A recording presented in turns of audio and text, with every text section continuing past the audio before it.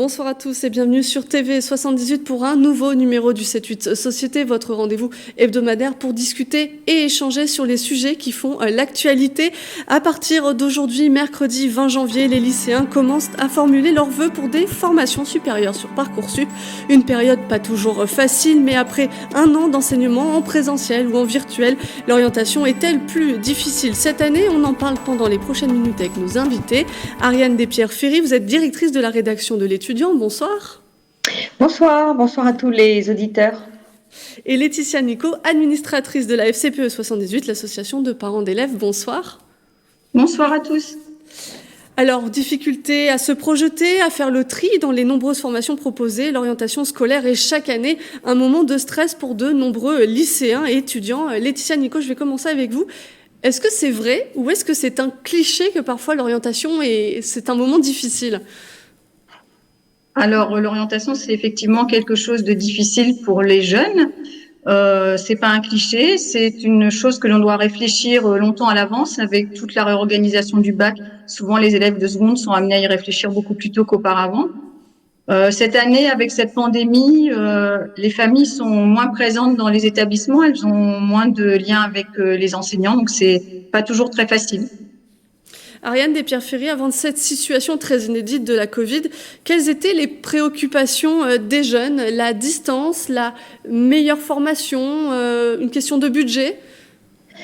Alors, je dirais que pour rassurer un peu nos auditeurs, l'orientation, c'est une démarche d'interrogation et qui comporte une part d'incertitude, puisqu'on va vers l'avenir et qu'on ne sait pas encore de quoi il sera fait. Donc, l'orientation, elle vise à baliser un petit peu cet avenir et à trouver des voies qui pourront correspondre à chacun. Donc, comme vous le disiez, on peut avoir une vocation, on peut avoir une idée précise de ce qu'on a envie de faire. Et là, c'est le cas évidemment idéal. Ensuite, il peut y avoir la préoccupation de la proximité du logement avec éventuellement rester dans la même région que ses parents ou l'envie d'aller explorer d'autres lieux. Ensuite, on peut être beaucoup moins déterminé et là, évidemment, toute la démarche d'information et d'interrogation sur soi-même aussi, parce que j'y reviens, l'orientation, c'est d'abord se connaître soi-même et réfléchir à ce que l'on aime ou ce que l'on n'aime pas. C'est aussi une indication. Parfois, on ne sait pas du tout ce qu'on a envie de faire, mais en revanche, on sait ce qu'on n'a pas du tout envie de faire. Et ça, c'est une première piste. Alors, dans un article du Monde daté du 18 janvier, des psychologues de l'éducation nationale expliquent n'avoir jamais eu autant d'élèves anxieux quant à leur orientation. Laetitia Nico, est-ce que c'est ce que vous remontent aussi certains parents d'élèves ou que vous rencontrez vous-même ? Ah oui, au niveau de la FCPE, il y a beaucoup de parents d'élèves qui se posent des questions parce que, comme disait Madame Despierre-Ferry, c'est une analyse de soi-même pour savoir où est-ce qu'on veut être orienté, ce qu'on veut choisir comme formule. Avant, il y avait beaucoup de dialogues, on pouvait aller aux différentes portes ouvertes au niveau des grandes écoles ou même quand on voulait aller au lycée, on pouvait faire des mini-stages dans des établissements. Avec cette pandémie, ça n'existe plus, ça pour l'instant, espérons que ça revienne. Mais les familles sont inquiètes. Elles aident au mieux leurs jeunes parce que c'est pas une procédure facile, mais c'est très anxiogène avec cette pandémie, effectivement. Alors, je vous propose maintenant d'écouter le témoignage d'un parent d'élève aussi, Pep Conflans-Sainte-Honorine. Le fils de Cécile Ribet est en terminale générale au lycée Charles de Gaulle de Poissy.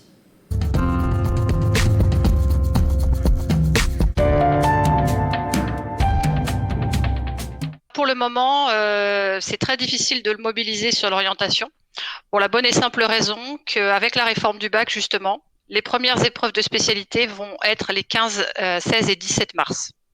Ce qui fait que là, précisément, à l'heure où on se parle, il est en épreuve blanche pour le bac. Donc évidemment, pour lui, la priorité, c'est déjà ça. C'est très compliqué de pouvoir se projeter alors qu'on ne peut avoir des informations que de façon dématérialisée. On a eu, moi j'ai insisté l'année dernière pour aller sur des salons locaux de l'orientation. En l'occurrence, le plus proche de chez nous, c'est Cergy. Donc, alors qu'il était en première.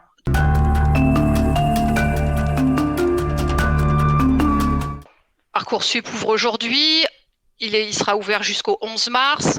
Donc, bon, il n'y a pas de pression non plus, pas encore. Mais quand bien même il y a certaines idées qui doivent faire leur chemin dans la tête de chacun des lycéens, savoir si potentiellement on peut se retrouver dans une formation à quelques centaines de kilomètres de la maison, surtout en ce moment avec quand on voit l'état des étudiants qui sont livrés à eux-mêmes dans des conditions compliquées. Bon, on réfléchit à 2 fois quand même. Alors, l'étudiant a réalisé un questionnaire dont les résultats ont été publiés aujourd'hui. 47% des candidats sont stressés, 17% très stressés. Ariane Despierre-Ferry, est-ce que l'étudiant a aussi, durant cette période de Covid-19, modifié ses contenus? Est-ce qu'on cherche plus à rassurer ou est-ce que vous êtes encore plus sollicité que les années précédentes? Alors en fait, cette crise, elle a encore plus conforté notre ligne éditoriale, qui est celle de l'information et du conseil, avec des éléments qui sont à la fois très pratiques, où on va expliquer les filières, on va proposer aussi des quiz sur notre site pour pouvoir se tester, suis-je fait pour telle ou telle filière, pour tel ou tel métier. Donc ça permet d'entrevoir aussi déjà ce que vont être ces filières et si on peut y correspondre. Et puis on a aussi toute une série d'articles, de vidéos, de podcasts où on rentre dans le détail, j'allais dire, de chacune des filières. On fait témoigner des jeunes gens ou des professeurs. On donne tout le détail aussi des différentes étapes de l'orientation, qu'elles soient précédemment tout au long du lycée et même dès le collège et ensuite au moment de l'ouverture de Parcoursup. Mais je dirais que on parlait tout à l'heure un petit peu du fait que les élèves sont stressés. Ils sont stressés habituellement à cette période de l'année. Ils le sont encore plus aujourd'hui, évidemment, du fait des différentes incertitudes qui se présentent pour tout le monde en réalité, et également par rapport à demain. Et c'est vrai que vous avez vu dans le questionnaire qu'on a adressé à nos lecteurs, on leur a aussi demandé comment ils se projetaient vis-à-vis de la rentrée universitaire, et la rentrée universitaire leur fait peur aussi, à l'aune de ce qu'ils voient aujourd'hui dans différentes formations. Et on le voit aujourd'hui avec une manifestation d'étudiants dans les rues de Paris. Alors, je ne sais pas s'il y avait eu d'autres villes qui étaient mobilisées, mais ils seront également aux côtés des enseignants et des lycéens le 26. Donc, effectivement, ce mal-être et ce sentiment d'isolement, la précarité aussi, lié aux aspects économiques. Le job étudiant est beaucoup plus difficile à trouver, bien entendu. Donc, en fait, il y a aussi cette projection dans l'avenir qui est plus difficile quand on voit ces pairs qui sont aujourd'hui en classe et manifestent, ou pas en classe d'ailleurs, c'est bien le problème, et manifestent leurs difficultés et leurs interrogations. Et Laetitia, Nico aussi, est-ce qu'il ne faut pas rassurer les parents, rappeler aussi qu'on a le droit à l'erreur? Une année, ce n'est peut-être qu'une année de perdu dans des études qui ne correspondaient pas. Alors nous, dans notre réseau FCPE, on accueille tous les parents. Il y a beaucoup de parents qui sont en classe d'orientation. Notre réseau nous permet de se rassurer entre nous, de donner des informations. Chacun peut partager à ce niveau-là. Ça, c'est rassurant. Je voudrais rebondir sur ce qu'a dit Madame Despierre-Ferry, c'est que l'état psychologique des jeunes en première année, soit d'université, soit de différentes écoles, est effectivement difficile. Et beaucoup de parents se posent la question si ça va pas venir à nouveau alourdir Parcoursup cette année, parce que ceux qui sont en première année peuvent revenir sur Parcoursup pour reproposer des vœux.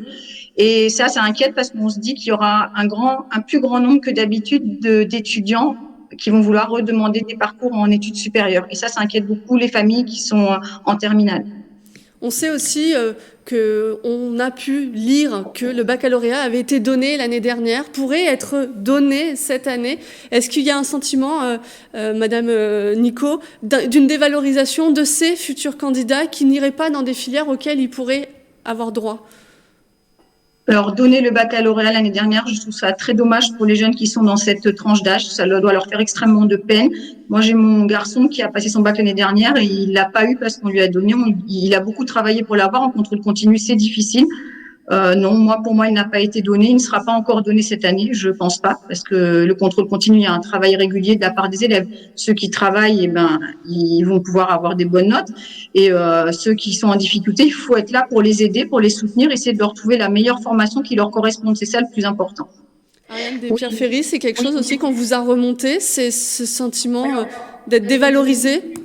Alors, cette dévalorisation, au moment où le bac a été donc transformé, où a été annoncé le fait que ce seraient les notes de contrôle continu qui seraient prises en compte, on a effectivement interviewé différents lycéens qui nous disaient qu'ils avaient cette peur un petit peu que sur leur CV, dans quelques années, si on met, si soit indiqué bac année 2020, alors maintenant on va pouvoir parler peut-être de 2021, mais les choses ne sont pas dites, ils avaient peur que ça puisse dévaloriser. Cela dit, je suis tout à fait d'accord avec Madame Nico, il faut arrêter de dire qu'il a été donné, on parle d'un contrôle continu. Les élèves travaillent, ils ont travaillé l'année d'avant, c'est-à-dire en première. Il est évident qu'il y a eu des commissions qui ont harmonisé les notes, mais comme c'est le cas à l'issue des épreuves également, alors s'il y a eu une tolérance, franchement, elle n'a pas concerné l'ensemble des lycéens. Donc déjà, ça c'est le premier point. En revanche, pour revenir sur votre question sur la réorientation, la réorientation, elle est possible chaque année sur Parcoursup. C'est-à-dire que les étudiants qui sont en première année peuvent, s'ils le souhaitent, demander une réorientation. Il y a aussi un phénomène de réorientation en milieu d'année pour entrer dans des cursus au second semestre. Donc là, on n'a pas encore le détail de est-ce que c'est un phénomène qui est en augmentation et est-ce qu'il le sera l'année prochaine. On le saura au mois de septembre ou un peu plus tard dans l'année avec les chiffres finaux de Parcoursup.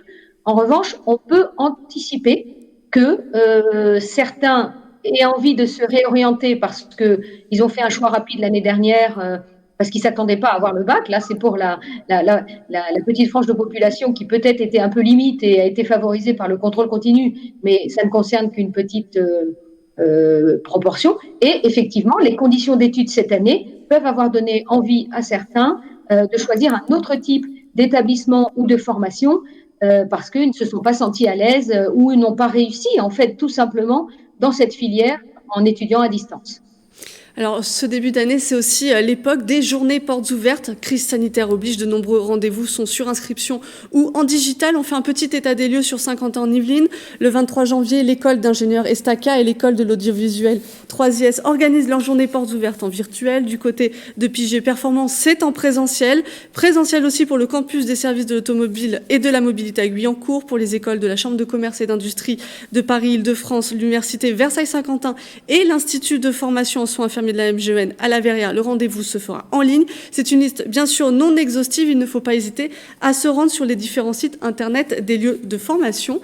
Le digital, c'est aussi pour les salons un rendez-vous incontournable. Ariane Despierres-Ferry, l'étudiant, a donc fait le choix d'un salon entièrement digitalisé en ligne. Comment est-ce que vous l'avez pensé, ce salon ? Alors, le premier salon virtuel qu'on a pensé, on l'a pensé au mois de juin dernier. Donc, c'est pour vous dire que c'est quelque chose sur lequel on travaille depuis longtemps. Alors, quand on pense à un salon virtuel, on a évidemment nos marques. Et d'ailleurs, en tant que leader des salons de l'orientation, l'étudiant a une expérience et une connaissance des salons, alors on va les dire physiques, puisque maintenant on différencie les deux. On s'est appuyé sur cette expérience-là et on a aussi essayé d'imaginer quelque chose qui soit différent. Parce qu'en réalité, aujourd'hui, la démarche d'information, elle est différente. Il faut trouver de nouvelles ressources et il faut se mettre dans une nouvelle posture. Donc ça, c'est quelque chose qui doit aussi rassurer nos auditeurs ce soir. C'est normal d'être un petit peu perdu parce qu'on fait différemment cette année. Donc les ressources, il faut les trouver ailleurs et autrement. Et elles existent. Et notamment sur les salons virtuels. Alors, pour parler du salon virtuel de l'Île-de-France, puisque c'est ce qui va concerner nos auditeurs ce soir, il ouvre demain et nous aurons 3 jours de temps fort. Alors, comment ça se passe ? Vous avez des exposants qui sont là, comme sur un salon classique. Ils ont un stand qui est virtuel, sur lequel vous pouvez à la fois entrer en contact avec eux et poser toutes vos questions. Vous pouvez prendre des rendez-vous ou demander à être contacté ultérieurement.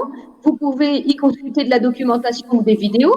Comme sur tout salon de l'étudiant, vous avez des conférences éditoriales dans lesquelles on va décrypter différents enjeux et filières d'orientation qui sont données en live. Donc, vous pouvez poser vos questions comme dans la vraie vie.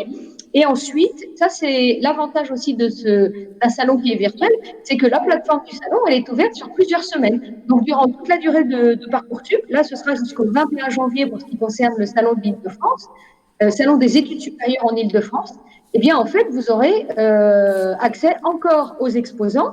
Et sachant que ce salon virtuel, il est comme d'habitude pour les salons de l'étudiant, monté en partenariat avec tous les acteurs de l'orientation et institutionnels qui sont impliqués. Donc, pour ce qui concerne l'Île-de-France, on a la ville de Versailles, de Saint-Quentin-en-Yvelines, pour ce qui vous concerne, puisque c'est dans votre département. On a la région académique, la région, l'ONICEP, le CIO, enfin donc tous les... On retrouve tous les acteurs habituels. Avec des possibilités de mise en relation et de contact eh bien, qui sont virtuelles, mais qui peuvent aussi, là, nous sommes en train de discuter par caméra interposée, eh bien, vous pourrez le faire sur notre salon également. Et c'est la même chose lors des journées portes ouvertes que vous évoquiez. Les établissements se sont mis en ordre de marche pour entrer en contact d'une autre manière. Laetitia, Nico, justement, ce digital, comment est-ce qu'il est vécu par les lycéens, les étudiants ou les parents? Est-ce que c'est plus facile d'accéder aux informations ou on s'y perd un peu? Finalement, il faut aller sur plusieurs sites. Alors, il y a les deux. Il y a des choses qui sont fort intéressantes sur tous ces sites. Il y a beaucoup de choses qui sont mises en œuvre. Et parfois, c'est un peu déstabilisant parce qu'on ne sait pas trop où aller cliquer, aller chercher. On a beaucoup d'informations en même temps. Moi, je pense que ça ne remplacera jamais le contact humain quand on peut aller dans une école. Mais c'est très bien que pendant cette pandémie, il y a quand même cette possibilité. Au niveau des études supérieures, je pense que ça fonctionne et qu'on peut. Mais moi, je pense toujours aux élèves qui sont en fin de troisième, qui vont devoir être orientés. Pour les élèves qui sont en seconde et qui vont devoir choisir des spécialités, tous ces accès ou qui doivent faire des mini-stages dans les établissements, ça n'y est pas. C'est pas possible de le faire en virtuel. Donc, pour moi, rien ne remplacera le contact humain. C'est très important qu'il y ait du virtuel, mais il faut les deux. Voilà, c'est ce que je pense qui est important. On parlait de l'orientation tout à l'heure, j'aimerais qu'on parte sur la réorientation sur cette thématique. Chaque semaine, nous interrogeons nos téléspectateurs sur la thématique de l'émission. La question de la semaine, c'est: la crise sanitaire a-t-elle modifié vos choix d'orientation? C'est le nom chez nous qui l'emporte d'une courte tête. Mais Ariane Despierre-Ferry, est-ce que vous avez observé un glissement dans les volontés d'orientation? Est-ce qu'il y a des métiers, des formations qui attirent plus que d'autres ou certains qui n'attirent beaucoup moins? Alors, il y a deux choses, je dirais, dans votre question. Il y a l'idée de changer un choix d'orientation.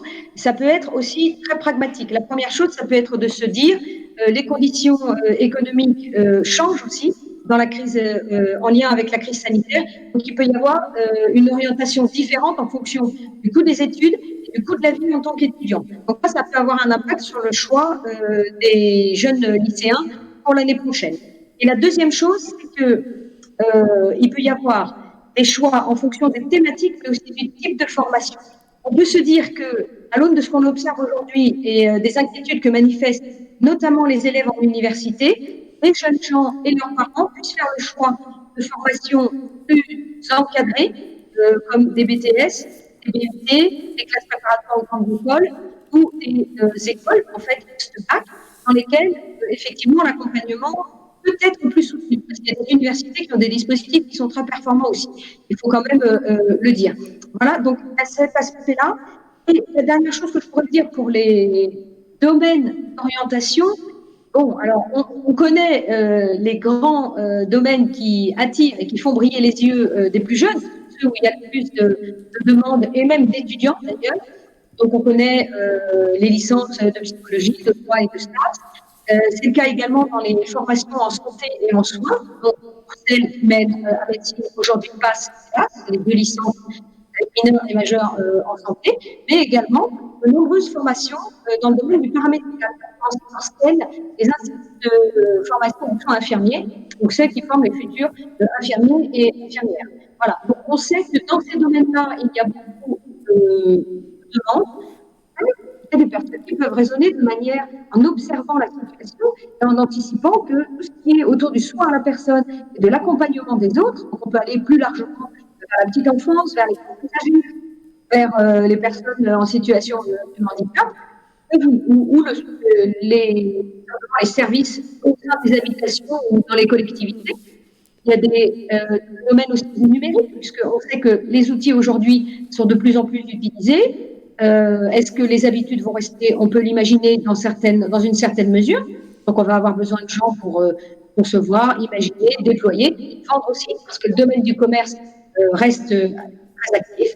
Et puis, tout le domaine de la logistique, de la livraison, dont on a vu que, et même concernant un fameux vaccin, c'est essentiel.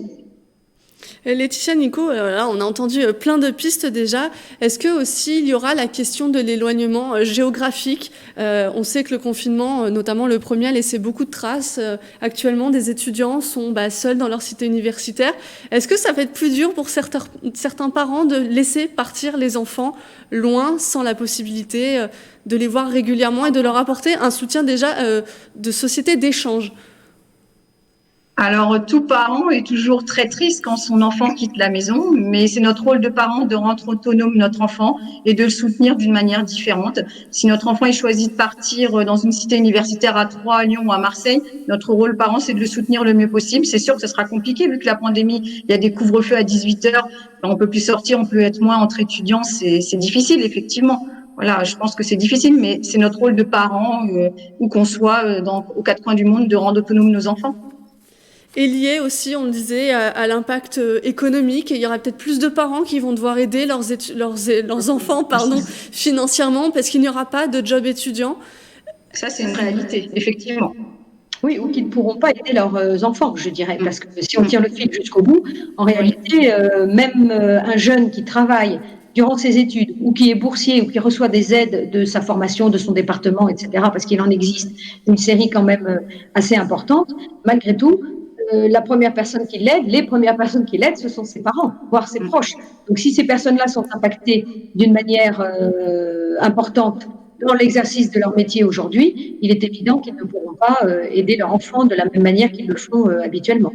On sait aussi que ce qui attire, c'est d'aller étudier à l'étranger. On sait que pour le moment, passer les frontières françaises, c'est compliqué. Il y en a déjà 45% qui ont renoncé d'aller à l'étranger dans les années à venir. Est-ce qu'on peut dire aussi que les études supérieures vont changer de visage, il y aura moins de déplacements d'étudiants, soit dans l'Hexagone, soit dans les pays européens, voire plus loin? Vu l'attractivité quand même et aussi, je dirais, l'enrichissement que peut représenter le fait d'avoir plusieurs étapes dans son parcours, que ce soit dans différentes villes en France ou dans différents pays dans le monde, je pense que ça reste quelque chose qui sera couru. Là, dans quelle mesure on pourra et à quelle échéance on pourra le faire à nouveau, ça c'est une autre question. Mais j'ajoute sur ce point que l'ensemble des établissements qui ont donc des accords d'échange avec d'autres établissements dans le monde, ont quand même pu mettre en œuvre des cours à distance également avec des partenaires. Donc, comme on le disait tout à l'heure et le soulignait Madame Nicot, la présence, la relation humaine ne se remplace pas à travers un écran, mais néanmoins, vous pouvez suivre un cours en portugais ou en espagnol à distance et voir la différence de pédagogie, rendre des projets, travailler éventuellement en collaboration avec des étudiants d'autres pays. Ça peut quand même se faire à distance. L'expérience n'est pas la même. Eh bien, justement, on peut aussi apprendre à travailler avec des gens d'autres pays à distance, qui se fait beaucoup dans les entreprises. Donc, c'est aussi une mise en jambe sur ce type de collaboration. Donc, Laetitia Nicot, oui, c'est difficile, il faut garder espoir. Il faut garder espoir et les échanges à distance par Internet, c'est intéressant, mais aussi, je pense que dans l'avenir, cette pandémie, j'espère qu'elle va disparaître, même si c'est un peu dans longtemps.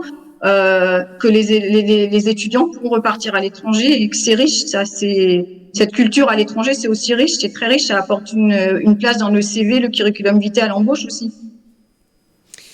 Ariane Despierre-Ferry, on va finir avec vous sur cette question. Les candidats ont jusqu'au 11 mars pour formuler leurs vœux. Il y a encore donc un peu de temps.